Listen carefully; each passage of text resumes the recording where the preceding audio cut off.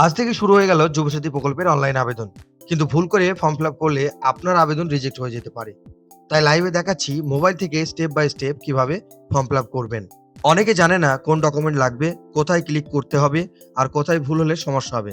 তাই এই ভিডিওটি শেষ পর্যন্ত দেখুন, কারণ পুরো লাইভে প্রসেসটি দেখানো হয়েছে। নমস্কার বন্ধুরা, আজকের ভিডিওতে আপনাদের জন্য নিয়ে এসেছি যুবসাথী প্রকল্পের সম্পূর্ণ অনলাইন আবেদন প্রক্রিয়া। আজ থেকে আবেদন শুরু হয়েছে, তাই এখনই দেখে নিন কিভাবে নিজের মোবাইল বা কম্পিউটার দিয়ে সহজেই ফর্ম ফিল আপ করবেন। যুবসাথী প্রকল্পের ফর্ম ফিল আপ করার জন্য আপনারা আপনাদের কম্পিউটার বা মোবাইল স্ক্রিনে গিয়ে এই ইউআরএলটা লিখবেন, apas.wb.gov.in। এই লিঙ্কটি আমি আমার এই ভিডিওর ডেসক্রিপশন বক্সে দিয়ে দেব। সেখান থেকে আপনারা কপি করে ডাইরেক্ট গুগল ক্রোমে পেস্ট করে এটা এই সাইটে চলে আসতে পারেন। এইখানে আসলে আপনি দেখতে পাচ্ছেন এখানে লেখা আছে রেজিস্ট্রেশন ক্যাম্প। এটা হলো অন্য একটা প্রকল্প। তারপরে আপনার বাংলার যুবসাথী বলে যে প্রকল্প লেখা আছে সেখানে দেখেন, তারপরে এখানে দেখেন নিউ ক্লিক টু অ্যাপ্লাই বলে লেখা আছে, এখানে ক্লিক করবেন। তারপরে এইরকম একটা পেজ আপনাদের সামনে চলে আসবে। এখানে কিছু ইনস্ট্রাকশন দেওয়া আছে, অর্থাৎ আপনারা মাধ্যমিক কি কি ডকুমেন্টস লাগবে এবং সেটা কত সাইজের হতে হবে এবং কিভাবে সেটা কোন ফরম্যাটে থাকবে।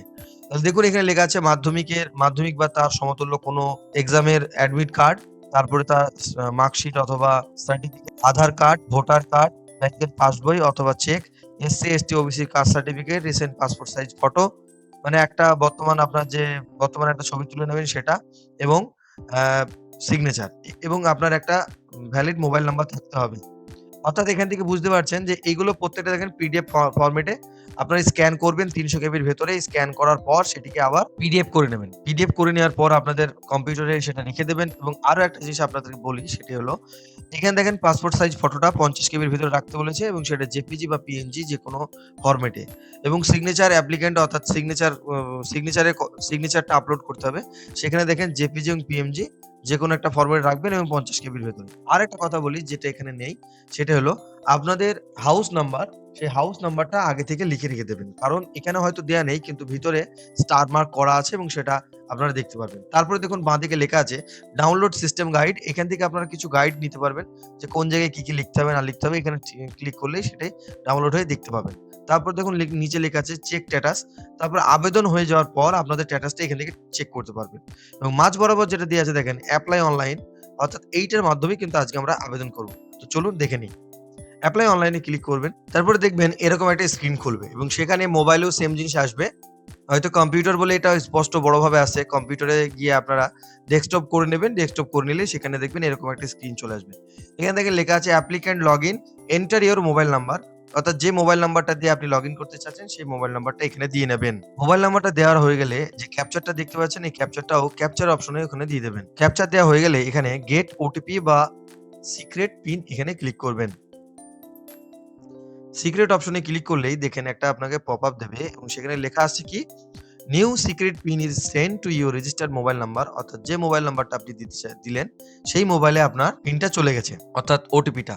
এখানে ওকে করে দেবেন। ওটিপিটা দেওয়ার পর এখানে ভেরিফাই পিনে ক্লিক করবেন। ভেরিফাই অপশনে ক্লিক করার পর আপনাকে এরকম একটা পেজ দেখাবে। এখানে ৩টে ধাপে কাজ হবে। ফর্মটা অ্যাকচুয়াল ৫ মিনিটের একটা ফর্ম, বিশেষ কিছু না। আমি অলরেডি ফিল আপ করে দিয়েছি, তার জন্য এগুলো আপনাদের কাছে আমি হাইড করে রেখেছি। তো এক্ষেত্রে আমি বলব, প্রথমে যেটা আমি পাই টু পাই বলে দিচ্ছি আপনাদেরকে। প্রথমে আপনাদের মোবাইল দেখাচ্ছে, তারপরে আধার নম্বর, এখানে আধার নাম্বারটা দিয়ে দেবেন। তারপর নিচের ধাপে গেলে দেখবেন beneficiary name as in MP or equivalent.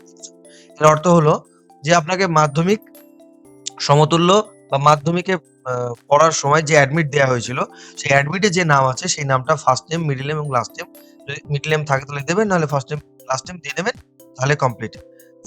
তারপরে দেখুন mobile number linked with bank account, অর্থাৎ এইখানে সেই মোবাইল নাম্বারটা দেবেন যে মোবাইল নাম্বারটা আপনার ব্যাংকের সঙ্গে লিংক করা আছে। তারপরে আপনাদের জেন্ডার এখানে দিয়ে নেবেন। মেল, ফিমেল এগুলো বলার কিছু নেই। ফাদার্স নেম মানে বাবার নাম, মাদার্স নেম মানে মায়ের নাম, স্পাউস নেম মানে আপনার স্ত্রী, যদি মেয়ে হন তাহলে স্বামীর নাম এখানে দিয়ে দেবেন। তারপরে ক্যাটেগরি হলো জেনারেল, এসসি, এসটি, ওবিসি, এই ৪ টে ক্যাটেগরি আমাদের আ দেশে অ্যাকচুয়াল থাকে। তো যদি জেনারেল হন তাহলে জেনারেলে ক্লিক করবেন, যদি এসসি, এসটি, ওবিসি হন তাহলে ওবিসি ক্লিক করবেন। এইবার একটা কথা এখানে বলে রাখি, যখন আপনি এসসি, এসটি, ওবিসি তে ক্লিক করবেন, তখনই কিন্তু আপনাকে এখানে একটা নতুন পপআপ খুলে যাবে। কারণ আপনার এই পপআপ এর ভিতরেই আপনাকে আপনার কাস্ট সার্টিফিকেট নাম্বারটা দিতে হবে। আর যদি জেনারেল হন তাহলে এরকম প্লেন ফাঁকা থাকবে। তারপরেরটা হলো ম্যাটেরিয়াল স্ট্যাটাস। যদি আপনার স্পাউসের নাম দেন তাহলে অবশ্যই আপনি বিবাহিত। তাহলে এখানে ম্যারিড অপশনে দেবেন। যদি আ স্পাউস অপশনে ক্লিক না করেন, যদি আনম্যারিড থাকেন তাহলে আনম্যারিড এ দেবেন। উইডো যদি থাকেন, যদি বিধবা হন তাহলে উইডোতে ক্লিক করবেন। যদি সেপারেটেড হন তাহলে সেপারেট এ ক্লিক করবেন। তারপরে থাকলো আপনার কনট্যাক্ট ডিটেইলস। এখানে ১ম এ হাউস নাম্বার, আপনাকে একটু আগেই বলছিলাম যে হাউস নাম্বারটা কেন রাখতে হবে? কারণ এখানে দেখেন স্টার মার্ক করা আছে। এই হাউস নাম্বারটা কিন্তু এখানে দিয়ে দিতে হবে। এখানে হাউস নাম্বারটা দেবেন। তারপরে আপনার গ্রামের নাম, তারপরে আপনার পোস্ট অফিস, তারপরে ডিস্ট্রিক্ট, তারপরে area, block, police station, panchayat, GP ward number, GP হলে গ্রামীণ হলে জিপি দেবেন। যদি শহর থেকে দেখেন বা শহর থেকে ফর্ম ফিল আপ করতে চান বা আরবান এরিয়ান হন তাহলে এখানে ওয়ার্ড নাম্বার দিয়ে দেবেন। কারণ ওয়ার্ড নাম্বার আমাদের গ্রামের দিকে থাকে না বা আমাদের শহরের দিকেও থাকে না। জিপি শহরের দিকে থাকে না এবং ওয়ার্ড গ্রামের দিকে থাকে না। তারপরে আপনার পিনকোডটা দেবেন।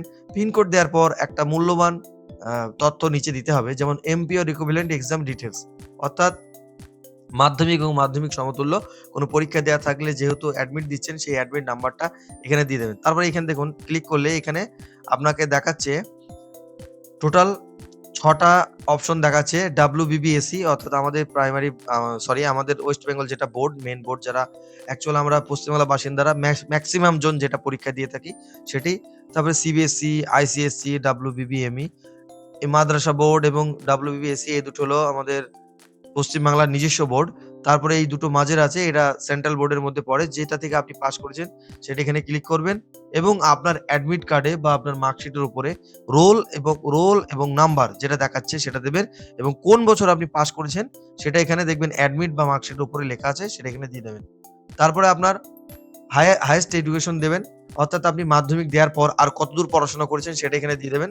তারপরে প্রেজেন্ট অকুপেশন, অর্থাৎ আপনি বর্তমান কি করছেন, চাকরি-বাকরি করছেন কিনা? যদি চাকরি করেন গভর্নমেন্ট চাকরি এবং যদি তার ক্যাজুয়াল বা কন্ট্রাকচুয়াল যদি হন তাহলে কিন্তু আপনারা, আমি যতদূর শুনেছি অফলাইন ফর্ম ফিল আপ করতে গিয়ে, যে ক্যাজুয়াল এবং কন্ট্রাকচুয়াল এদেরকে নেবে না। এবার আপনি এখানে যদি আপনি বেসরকারি চাকরি করে থাকেন তাহলে এখানে অবশ্যই দিয়ে দেবেন। তারপরে আপনার যেটাতে মূল্যবান, যেটা সবার অধিকার, সেটা মনের ইচ্ছা, সেটা হলো ব্যাংক অ্যাকাউন্ট, কোথায় টাকাটা আসবে। সেখানে আপনার ১ম এ ব্যাংকের নামটা দিয়ে দেবেন। তারপরে ব্রাঞ্চের নাম দেবেন। তারপরে আপনার ব্যাংক অ্যাকাউন্ট নাম্বার, তারপরে আইএফএসসি কোডটা দেওয়ার পর এইখানে দেখেন নিচে একটা লাইন দেয়া রয়েছে, either financial assistance receive from government. আর কোন সহায়তা আপনি গভর্নমেন্ট থেকে পাচ্ছেন কিনা।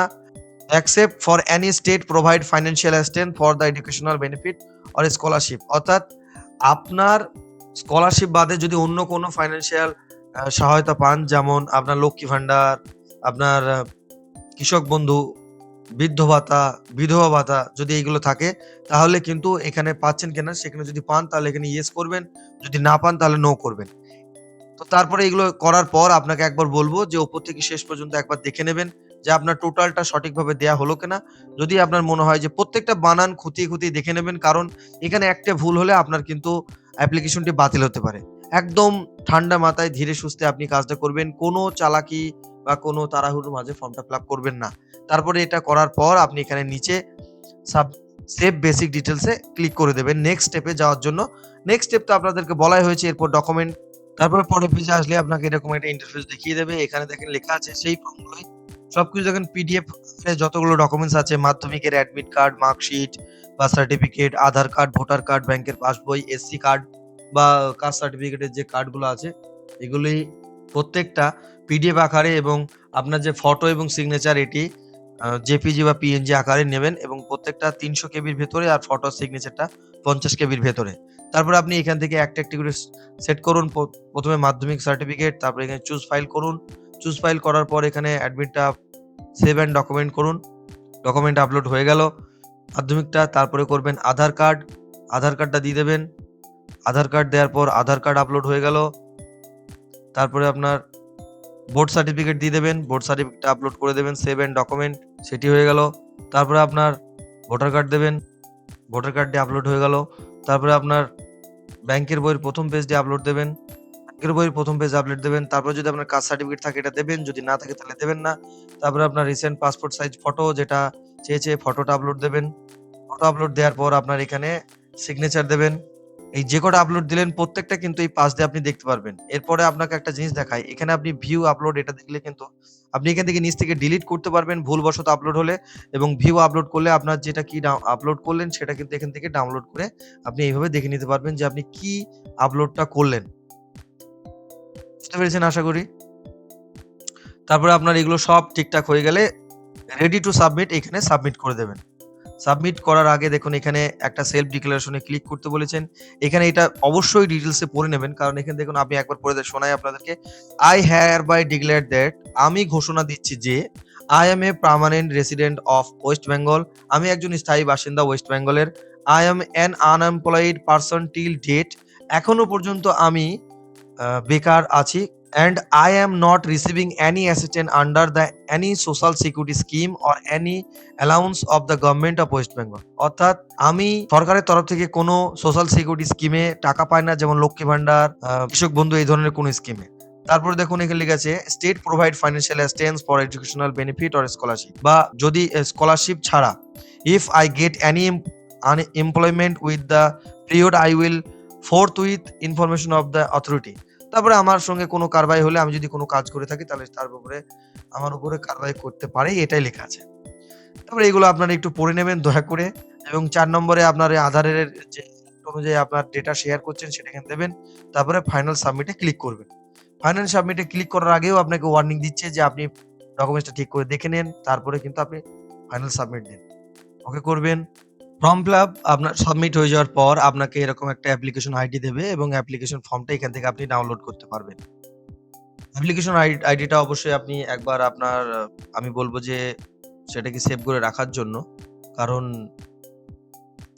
কোনো কারণবশত এটাকে মিস্টেক হয়ে যায় তাহলে এটা দিয়ে আপনি পরে স্ট্যাটাসটা চেক করতে পারবেন। তারপর আপনি এখানে অ্যাপ্লিকেশন ফর্মে এভাবে ক্লিক করবেন। অ্যাপ্লিকেশন ফর্মটা ক্লিক করার পর আপনার কাছে এরকম একটা অ্যাপ্লিকেশন ফর্মের অপশন চলে আসবে, এবং এখানে আপনার যে তথ্যটা দিলেন আপনার ছবি সমেত সেগুলো সব দেখতে পারবেন। শুধুমাত্র এখানে দুয়ারে সরকার রেজিস্ট্রেশন নাম্বার বলে একটি নাম্বার, এটা এখানে চলে আসবে। আর আপনার রেজিস্ট্রেশন নাম্বারটা তো আগেই দেখতে পেলেন, এগুলো আসার পর এটাকে প্রিন্ট আউট নিয়ে আপনি আপনার কাছে রেখে দিতে পারবেন।